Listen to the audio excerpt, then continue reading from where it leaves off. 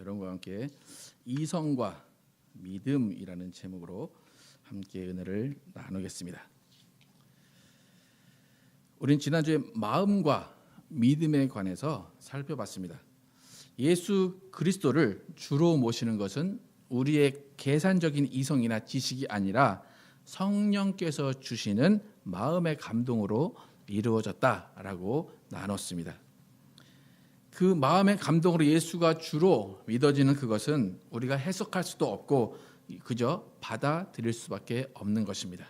나의 변화를 내가 보면서 내가 놀라고 그러므로 하나님의 살아계심을 느끼고 하나님의 존재를 느끼고 감사하면서 믿음이 생겨난다라는 거예요. 누가복음 24장 32절에 보면 그들이 서로 말하되 길에서 우리에게 말씀하시고 우리에게 성경을 풀어주실 때에 우리 속에서 마음이 뜨겁지 아니하더냐 하고 부활하신 예수님을 만난 두 제자가 예수님의 말씀을 듣고 가슴이 뜨거워졌다라고 말한 이런 경우처럼 우리의 마음이 뜨거운 감동으로 예수 그리스도를 주로 인정하게 되고 예수 그리스도를 믿게 되었다라는 것입니다. 그래서 우리가 믿음이 생기는 변화, 그 초기 변화가 믿음이 생긴 그것이 마음에 생겼다라는 거예요. 그래서 하나님께서 우리에게 믿음을 주시는 과정, 그 과정은 처음에 마음이 뜨거워지는 과정.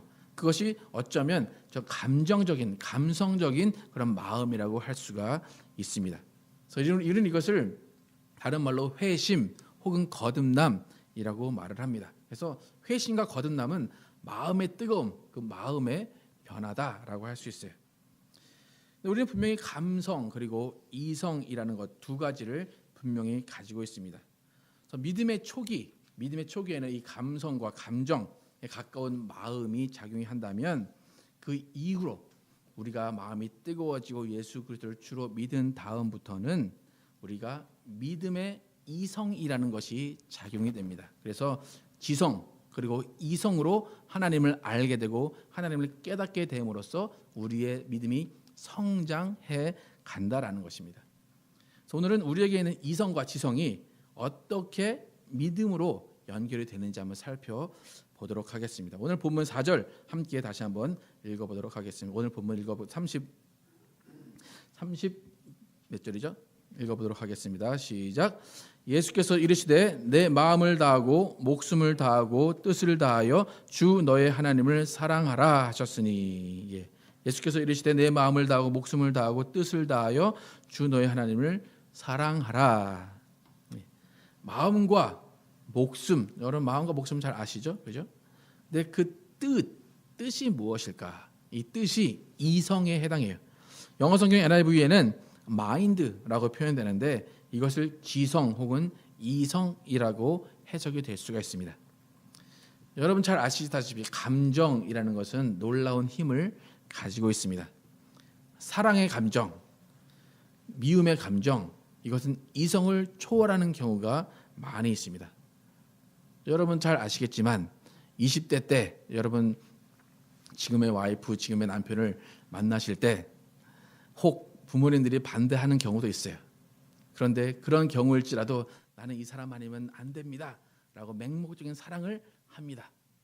그런데 시간이 조금 지나서 3년, 4년, 어떤 분은 20년 동안도 그런 경우도 있지만 시간이 지나다 보면 내가 그전에 맹목적인 사랑이 아니라 부모님 말씀을 들을 걸, 이성적인 우리 부모님 말씀을 들을 걸이라고 생각하는 경우가 많이 있습니다. 모든 사랑의 감정, 그 시작은 그 감정, 마음에서 일어납니다. 그때 분명히 우리가 이성이 있습니다. 하지만 이성보다는 감성이 더 앞서는 그런 경험을 한다라는 거예요.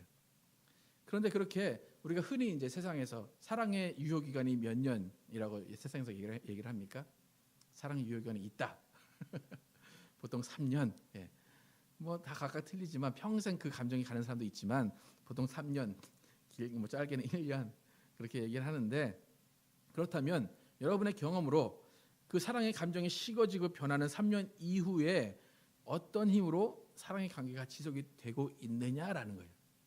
분명히 뜨거운 마음은 아닌데 뭐 한국엔 정으로 산다라고 얘기하지만 그 뜨거운 마음이 아닌 다른 무엇인가 있기 때문에 그 사랑의 관계를 이어온다라는 거예요. 그것이 바로 오늘 성경에서 말하는 뜻이라는 거예요. 이성과 지성이라는 거예요. 나의 이성과 나의 지성, 나의 의지가 사랑을 유지하려는 노력을 하고 사랑을 놓지 않으려는 힘을 만들어낸다는 거예요. 결국 사랑, 그것은 감정이란 마음으로 시작을 하지만 이성과 지성으로 유지되어야지만 그 사랑이 계속해서 갈 수 있다라는 거예요. 미움과 분노, 원망 마찬가지입니다. 처음에 어떤 사람이 죽도록 미워집니다.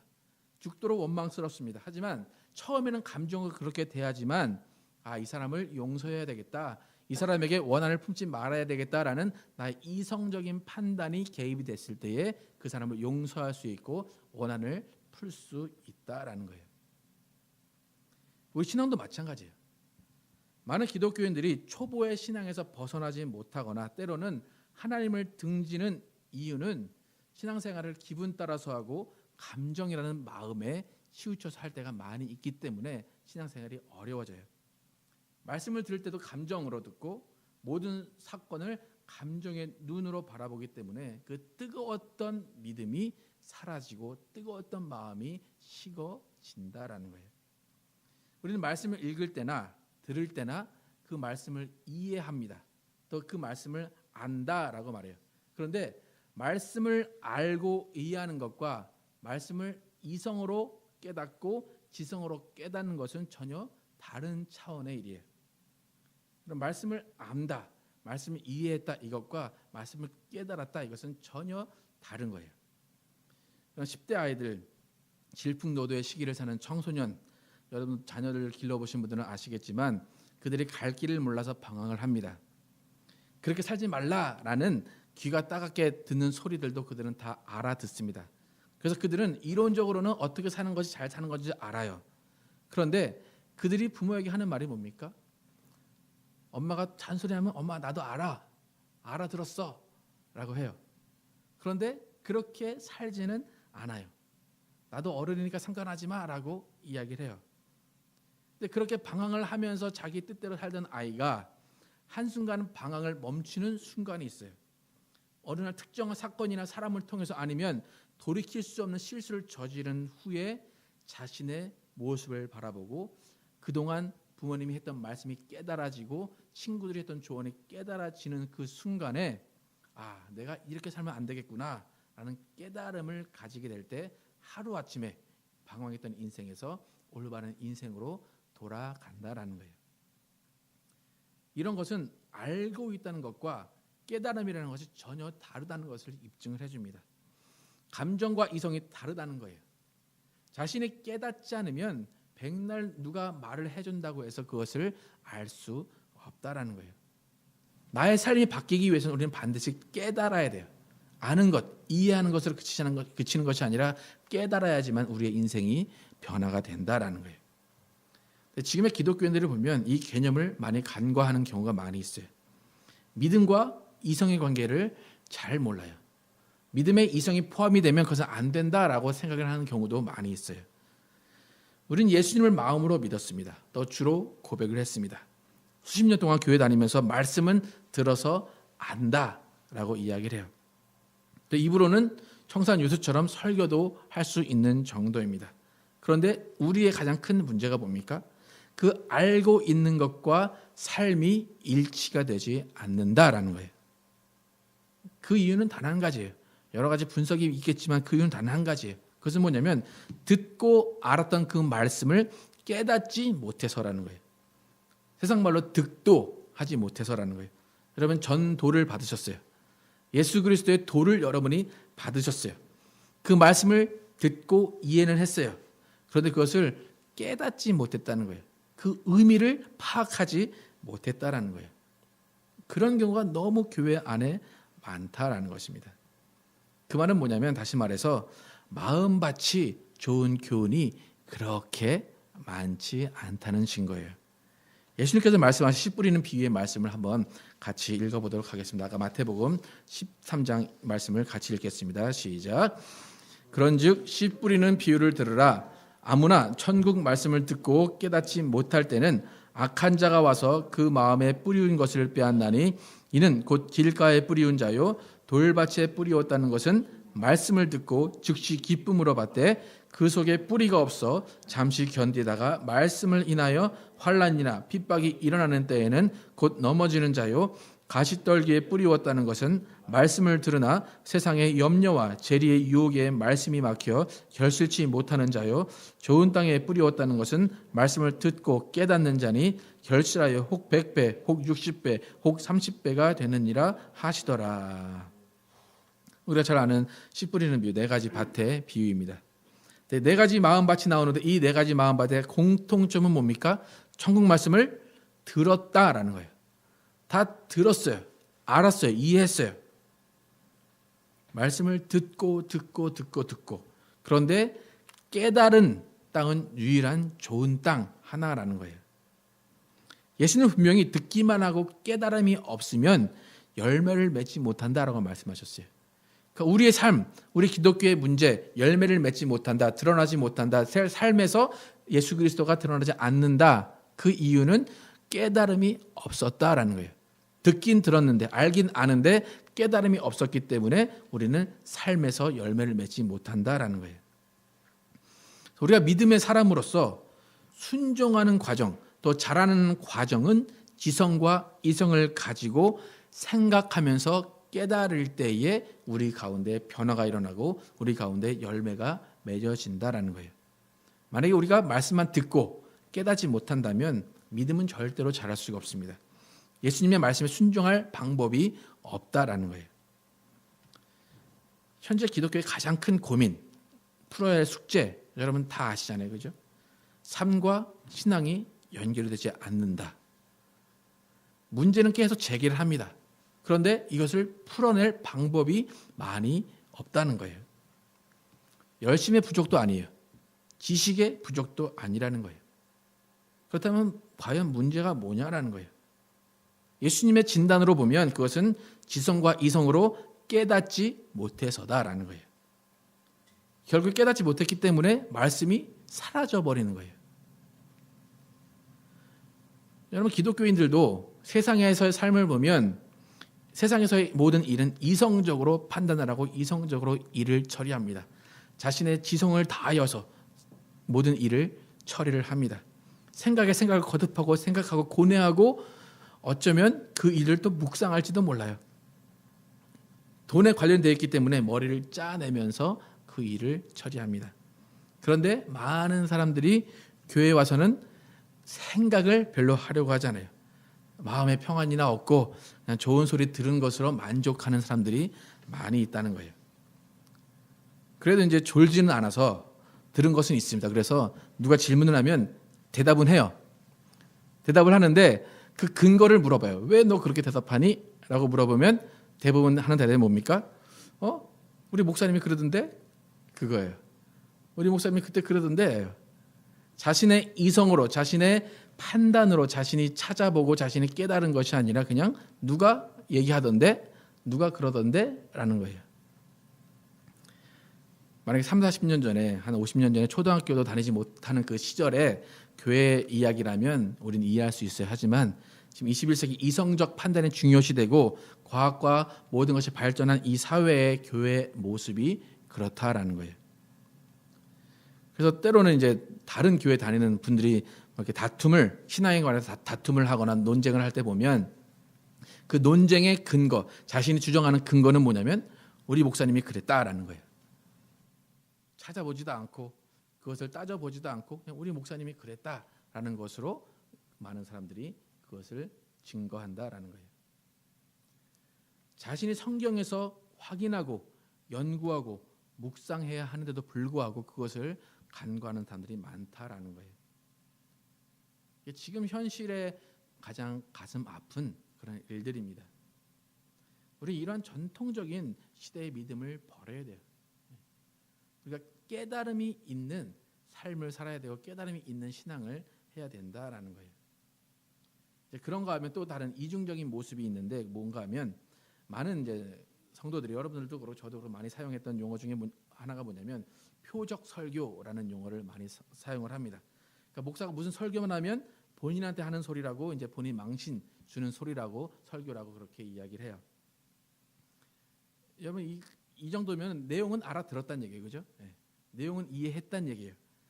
자기는 이 내용을 이해를 했는데 그것이 감사하게도 깨달아졌다면 괜찮은데 그것이 깨달아진 것이 아니라 감정으로 받아졌기 때문에 그것이 자기 안에 문제가 됐다라는 거예요. 여러분 제 상식으로는 뭐 일부러 이제 그렇게 하시는 목사님들 더러 있긴 하겠지만 제가 아는 상식선에서는 어떤 목사님도 수많은 교인을 앞에 놓고 한 사람 들으라고 설교를 하지는 않을 것 같아요. 혹 어떤 한 사람의 행동이나 말이 그 설교를 만들어내는 모티브가 될 수 있었겠지만 모든 교인이 들어야 하는 상황 가운데 한 사람 들으라고 하는 것은 아닐 것이다라는 거예요. 여러분이 인정을 못할 수도 있어요. 내가 아는 목사님은 그렇지 않던데, 내가 아는 목사님은 한 사람 두고 설교하던데, 그럴 수도 있지만 모든 목사님들의 설교는 온 성도들에게 성도들이 변화하거나 그 성도들이 깨달아야 되는 말씀을 전하는 것이지 그 한 성도 깨닫게 하기 위해서 전하는 설교는 많이 있지 않다라는 거예요. 만약에 본인을 치는 설교다라고 들은 사람은 감정과 감성으로만 설교를 들었지 이성을 가지고 생각하면서 듣지 않았기 때문에 깨달음에 이르지 못했다라는 거예요. 그럼 생각하는 이성, 그 이성을 가지고 우리가 말씀을 읽고 말씀을 깨달아야 된다라는 거예요. 그냥 마음 편하게 음악 감상하듯이 설교를 듣거나 음악 감상하듯이 찬양을 하는 것이 아니다라는 거예요. 그러니까 우리가 저도 마찬가지지만 저도 항상 어떤 설교 들을 때 항상 뉘우침이 있고 깨달음이 있어요. 그렇다면 분명히 그것은 나를 위해 하시는 말씀이에요. 그렇다면 그것을 깨달았다면 내 삶이 변하고 내가 생각이 변해야 그것이 맞는 것이다라는 거예요. 우리의 믿음에 분명히 감정도 있어야 됩니다. 반드시 또 이성이 있어야 됩니다. 우리의 믿음, 감정은 믿음이 처음 생길 때 필요한 것이고 우리의 이성은 믿음이 자라나고 성장하는 과정 가운데 분명히 이성이 필요하고 지성이 필요하다라는 거예요. 그래서 깨달음을 바탕으로 한 믿음이 우리에게 필요하다라는 거예요. 여러분 이어령 박사님이 쓰신 지성에서 영성으로라는 책 혹시 아시나요? 그분은 예수를 믿지 않았어요. 그런데 지성이 충만하신 분이었어요. 근데 이제 그 딸 목사님 지금은 돌아가셨는데 그 딸 목사님이 아버지를 전도했는데 그 아버지가 전도를 받고 나서 지성이 문제가 아니라 지성으로부터 영성으로 가야 된다라는 거예요. 근데 우리는 감성에서 이성까지 오는 것도 힘들어요. 지성까지 오는 것도 힘들다는 얘기예요.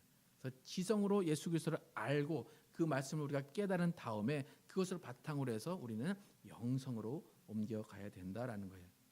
그래서 이성적인 또 영적인 깨달음이 우리의 행동을 변화시키고 삶을 변화시키는 것이지 단순히 들어서 아는 그 마음의 감동이 우리의 삶을 변화시키는 것이 아니다라는 거예요. 내 이성으로 내 지성으로 깨달아진 그 말씀을 내가 삶에 적용하려고 하는데 우리가 잘 안 돼요. 그렇기 때문에 그 적용 안 되는 그 말씀을 붙잡고 성령님께 기도를 한다라는 거예요. 성령님 나를 도와주세요. 내가 예수의 사람으로 살 수 있도록 나를 인도해 주세요라고 할 때 성령이 내 안에서 간구하시고 아버지께서 그 간구 소리를 들으시고 우리에게 힘 주시고 우리의 삶이 변화가 된다라는 것입니다. 빌립보서 3장 8절과 9절을 보면 또한 모든 것을 해로 여김은 내 주 그리스도 예수를 아는 지식이 가장 고상함을 인함이라. 내가 그를 위하여 모든 것을 잃어버리고 배설물로 여김은 그리스도를 얻고라고 말해요. 바울이 예수 그리스도를 아는 지식이 가장 고상하다라고 얘기했어요. 그건 지성으로 알고 이성으로 깨달았다라는 거예요. 그가 지성으로 알고 이성으로 깨달은 그것을 사용해서 뭘 했다고 합니까? 지금 내가 그를 위하여 모든 것을 잃어버리고 배설물로 여겼다라는 거예요. 이것은 그냥 마음의 감동이 아니에요. 자세히 깨달았다는 거예요. 예수 그리스도의 아는 지식, 그것이 가장 고상한 것을 깨닫고 그 다음에 변화가 됐다는 거예요. 그 변화는 삶에서 나타났다라는 거예요. 여러분 예수 그리스도의 아는 지식 가장 고상하다 여러분 다 아십니다. 그죠? 다 이해하십니다. 그것이 가장 고상하다는 것을 여러분 부인할 사람은 아무도 없을 것입니다. 그리고 이 세상의 것을 버려야 된다. 여러분 다 아십니다. 그죠? 근데 문제는 뭡니까? 그렇게 살고 있느냐라는 거예요. 아는데 왜 못 사느냐는 거죠. 아는데 왜 그렇게 실천이 안 되냐는 거죠. 그러니까 아는 것으로는 가능한 것이 아니라는 거예요. 깨달아야 된다는 거예요. 지성으로 깨닫고 내 뜻과 내 결단이 있어야지만 그렇게 살아진다라는 것입니다. 그러니까 여러분의 삶 가운데 얼마나 많은 변화가 일어났는가. 마음이 뜨거워져서 예수 그리스도를 믿는 것도 큰 변화예요. 내가 교회를 안 가던 사람이 교회를 나오는 것도 큰 변화다라는 거예요. 근데 그 변화로 만족하는 사람이 교회에 많기 때문에 이성과 지성을 사용해서 뜻을 세우고 정말 그 하나님을 뜻을 다하여서 사랑하는 사람이 많지 않기 때문에 교회가 세상으로부터 욕을 먹는다라는 거예요. 우리에게 주어진 계명, 뜻을 다하여 주 너의 하나님을 사랑하라. 이것이 첫 번째 계명이에요. 여러분, 뜻을 다하여 하나님을 사랑한다. 무슨 뜻일까? 뜻을 다하여 하나님을 사랑한다. 이것은 나의 모든 생각과 지성과 이성과 의지를 다해서 하나님을 사랑한다라는 거예요. 하나님을 깨닫는 일에, 하나님의 말씀을 깨닫는 일에 내 모든 지성을 사용한다라는 거예요. 제가 계속해서 깨닫는다. 말씀을 깨달아야 된다라고 말했는데 여러분 깨달아야 되는 게 뭔가? 여러분 뭘 깨달아야 되는 것 같습니까? 득도. 여러분 뭘 깨닫고 뭐를 알아야 될 것 같습니까? 불교는 뭘 알아야 된다고 얘기를 합니까? 혹시 여러분 뭐 성철 스님이나 그런 스님들이 하시는 말씀 뭐가 있습니까? 무소유, 그죠? 아무것도 아니다. 네. 근데 우리가 알아야 되는 깨달음, 기독교인들 예수의 사람으로서 알아야 되는 깨달음은 뭐냐면 주 예수보다 귀한 것은 없네라는 깨달음이 있어야 된다라는 거예요. 아는 것이 아니란 얘기예요. 주 예수보다 귀한 거 당연하지. 아는 것이 아니라 깨달아야 된다는 거예요. 깨달음은 뭡니까? 깨달은 것을 우리가 삶으로 적용해야 된다라는 거예요. 정말로 바울이 그것을 깨달아서 자신의 모든 것을 버릴 수 있고 자신의 모든 지식과 모든 지위를 배설물로 여길 수 있었다라고 말하는 그 고백이 우리 가운데 나와야 된다라는 거예요.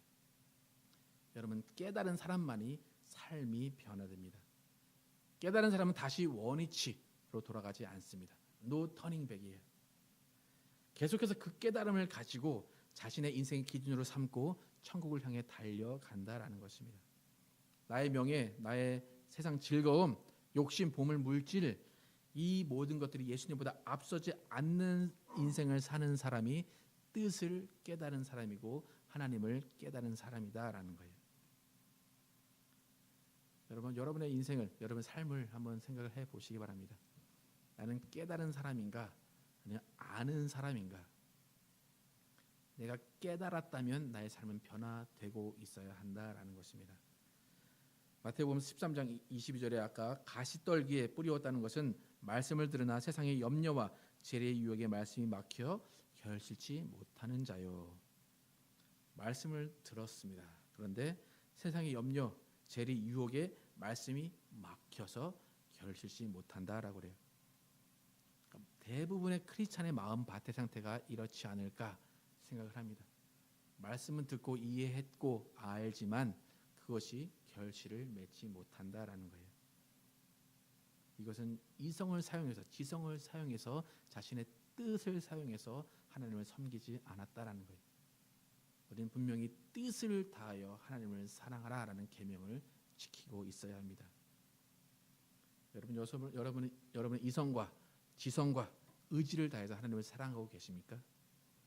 아니면 그냥 나 이런 거 필요 없으니까 그냥 마음만 편하게 믿을게요. 그렇게 하고 계십니까?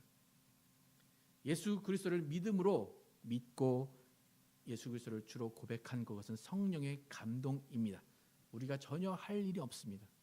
하지만 나의 유익을 버리고 세상의 모든 것을 배설물로 여기는 믿음은 내 의지와 뜻과 지성이 필요하다는 거예요. 내 안에서 깨달음이 있고 내 안에서 이성적인 당위성이 있어야 돼요. 여러분 물건을 버려야 됩니다. 물건을 버리는 당위성이 있어야 돼요. 그죠? 낡아서 버리든지 고장나서 버리든지. 근데 아무런 당위성이 없이 그냥 버리면 그것은 아까운 거예요. 그죠? 여러분이 여러분의 세상의 것을 버리기 위해서는 당위성이 있어야 돼요. 왜 버려야 되느냐? 그 당위성은 뭡니까? 예수보다 귀한 것은 없다라는 당위성이다라는 거예요. 과연 여러분 안에 그런 깨달음이 지금 충만한가라는 거예요.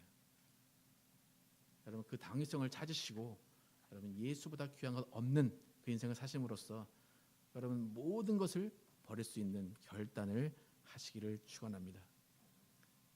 예수님을 아는 사람은 많습니다. 하지만 깨닫고 마음과 목숨과 뜻을 다해 사랑하는 사람은 많지 않다라는 거예요. 자신의 마음과 뜻과 목숨을 다해 사랑하지 않는 사람들은 핑계를 많이 대요. 이 세상을 살아가기 위해서 어떻게 다 포기할 수 있습니까? 정말 논리적이고 정말 합리적인 생각이에요. 하나님은 그 이성 너머에 하나님의 이성을 가지시고 우리에게 그 모든 일들을 이루어 주신다라는 거예요.